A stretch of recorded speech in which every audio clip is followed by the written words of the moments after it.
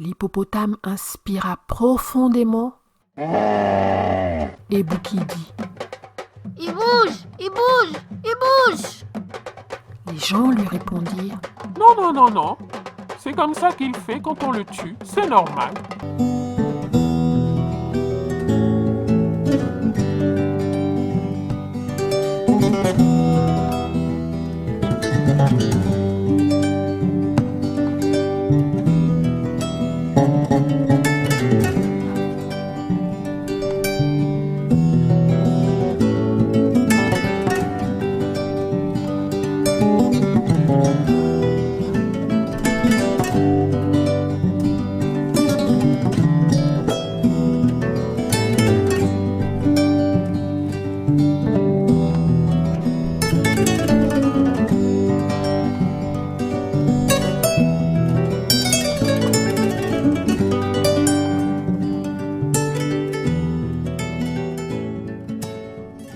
Salut à toutes et à tous, bienvenue sur la chaîne Nounal Keboulan.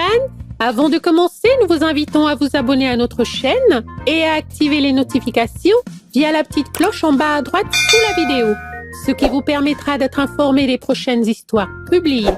Ceci étant dit, nous vous souhaitons une agréable écoute.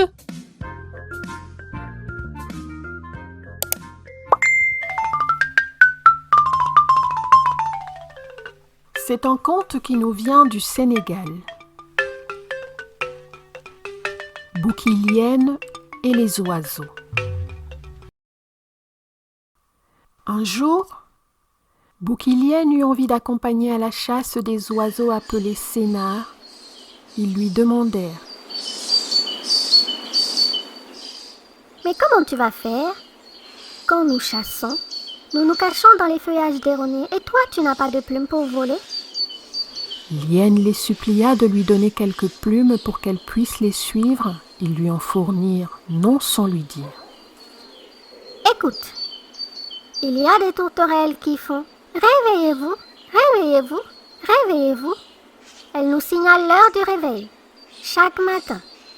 Il ne faudra surtout pas les manger. Lienne accepta.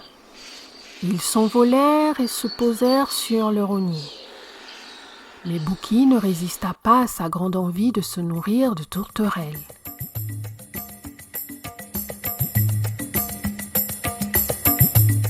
Durant la nuit, elle se mit à les manger l'une après l'autre. Et elle finit par les dévorer toutes.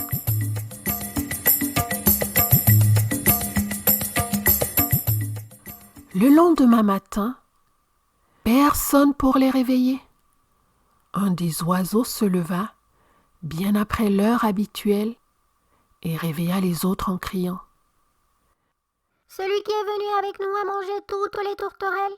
Qu'allons-nous faire de cet hôte qui n'a pas respecté sa parole? Reprenons toutes les plumes que nous lui avons prêtées. » Répondirent les autres. Ils mirent leur sentence à exécution et retirèrent à Lienne toutes les plumes. Après l'avoir ainsi punie, les oiseaux s'envolèrent et la laissèrent seule sur le rognier.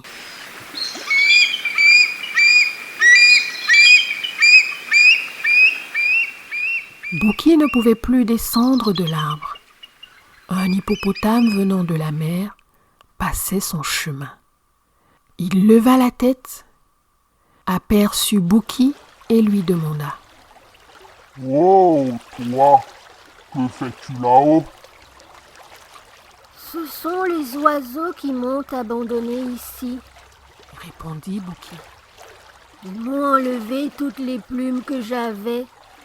Je ne sais plus comment descendre de ce maudit rognier. L'hippopotame lui proposa de se laisser tomber et lui offrit son dos pour amortir sa chute. Bouki n'hésita pas une seconde. Elle ferma les yeux, prit son envol et, en gaillard, elle se jeta du haut de l'arbre et atterrit brutalement sur l'hippopotame. Ils roulèrent tous les deux jusqu'à la mer et se retrouvèrent dans les eaux. Bouki était effrayée. Elle ne ne savait pas nager.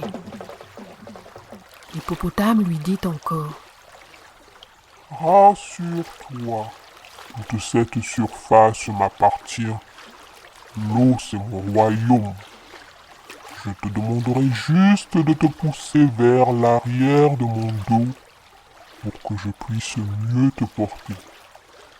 Pousse-toi un peu. Bouki regarda le dos de l'hippopotame et déclara: J'ai peur de ce furoncle que tu as sur le dos. Je ne peux pas me tenir dessus.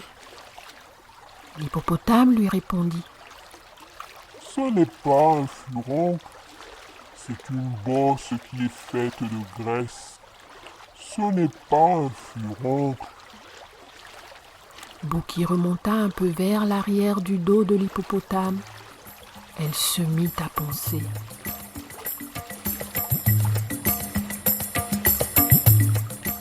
Avant qu'on arrive là-bas, je vais goûter cette bosse pleine de graisse.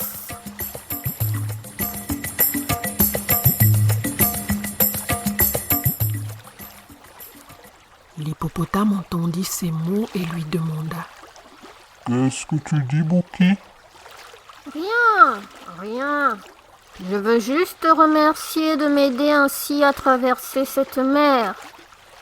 Répondit Bouki. À quelques mètres de la berge, Bouki mordit profondément la bosse puis sauta sur la rive. Aïe! Aïe! Aïe! S'écria l'hippopotame.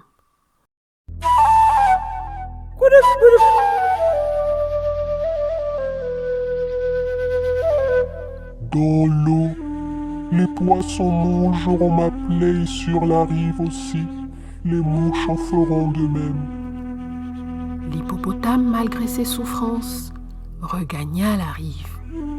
Des gens qui passaient par là le trouvèrent étalé sur la berge et crurent qu'il était mort.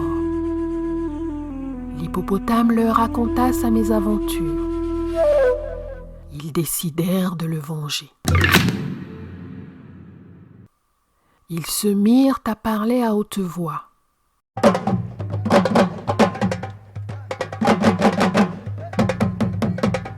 Il y a un hippopotame mort au bord de la mer.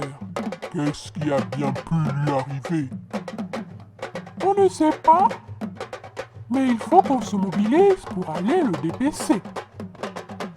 Quand un hippopotame meurt sur la rive, on ne peut pas le dépêcher sur place. Il faut verser sur lui de l'eau, beaucoup d'eau. Comment faire donc? Il faut qu'on trouve celui qui l'a tué et qu'on l'attache sur l'hippopotame.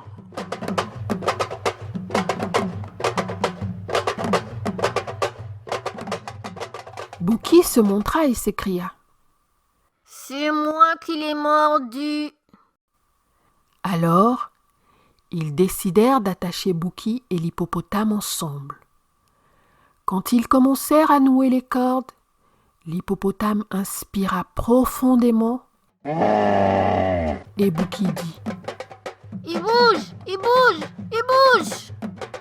Les gens lui répondirent: Non. C'est comme ça qu'il fait quand on le tue, c'est normal. On peut avoir l'impression qu'il bouge, mais il n'en est rien. Non. Ils nouèrent encore la corde qui attachait Bouki. Je vous ai bien dit qu'il bouge.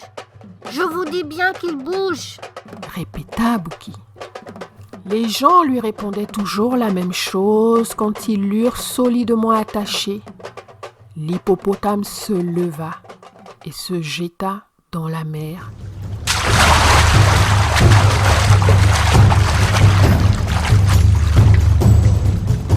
Il resta très longtemps sous l'eau, puis émergea. Je suis encore avec toi. Dit Bouki, Très bien. rétorqua l'hippopotame. Il plongea une deuxième fois pour la même durée sous l'eau. L'hippopotame émergea encore. Je suis toujours avec toi. tomba une troisième fois au fond de l'eau. Bouki mourit cette fois.